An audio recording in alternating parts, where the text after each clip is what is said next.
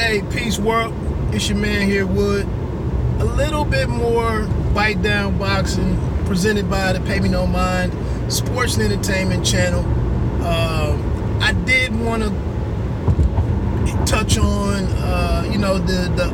the very exciting fight that's on the undercard of Wilder-Ortiz, and that's Luis Nery and Emmanuel Rodriguez. Coming off of the finale of the World Boxing Super Series, bantamweight tournament with Nery and Nery. This is an interesting matchup, because Nery is a very talented guy, very good fighter, an excellent fighter. I know he's had the substances, track record on his track record and whatnot. But Emmanuel Rodriguez was actually the semifinal round opponent of Nery, and he went. I think it was 110 in the second round where he was stopped. We have Nery coming over to America with Top Rank. Obviously, these guys are on opposite sides of the street, the proverbial, other side of the street. But I think in some of these other weight classes, with some of these other matchups, there may be an impetus out there for things to get worked out, for some of those fights to be made. Whereas in the in the welterweight division, the heavyweight division, there's totally different stack of chips up for grabs. So I definitely want to see that one whenever I get a chance to check that one out, or I want to see what the results are of that one. That gives us a mutual opponent between Nery and Nery, and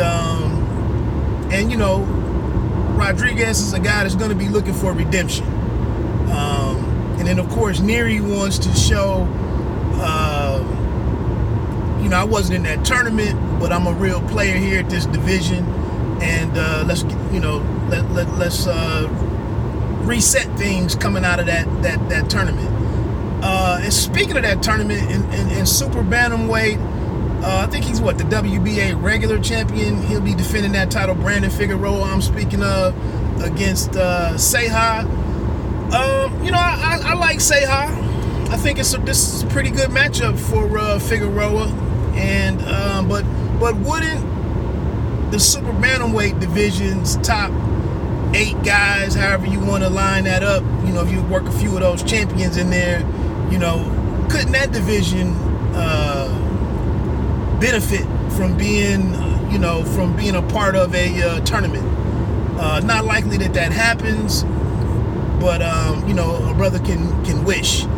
But that's also an interesting fight that's out there. Excuse me.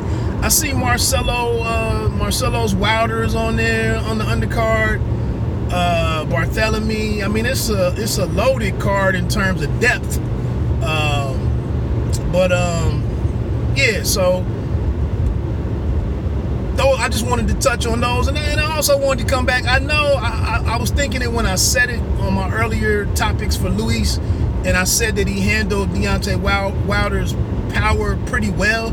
I'm aware that he was dropped in the 5th round, but he was able to get up, and even when he went down later on in the fight, what was that, the 10th round?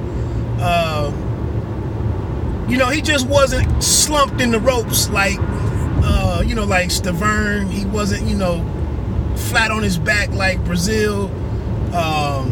He got up twice, and was still trying to get up on that 3rd time. So, like I said, I think he took his power, or Deontay Wilder's, relatively well. I'm not gonna say I completely buy into him saying that that he was more fatigued versus hurt, but I think you can see how sloppy his movement got. I think and all the energy that he'd expended in the 7th round trying to get Deontay out of there, I think there's some truth to that statement. And again, like I said, he wasn't flat on his back with his boxing boots up, pointing up to the sky. So, and like I said, man, I'd be hard pressed to take Ortiz as my winner in this fight. And like I said, I think if it's a 2 or 3 round fight, boxing would be underserved with that type of performance.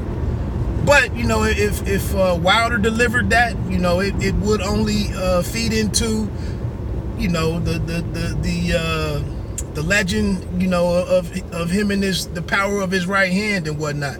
I think one thing will be very telling, you know, is if he comes out looking to jab a little bit, as he did with Brazil, versus just trying to stalk Ortiz, who I don't think would allow himself to be walked down per se.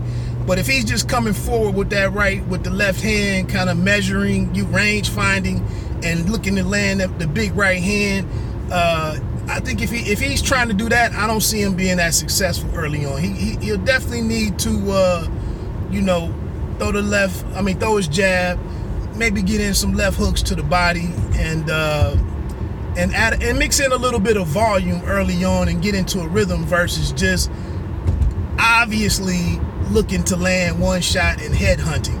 So that's that, man. I just wanted to come back and touch on the Nery and Rodriguez fight, and then as well as you know, Figueroa and Ceja. I'm Santa Cruz. I'm just, you know, he's just a guy that's been downgraded for me in terms of maximizing, you know, his youth and maximizing the moment and going out here and really looking to fight the best. So, you know, it is what it is on that. But look, let me get on out of here, man. Peace.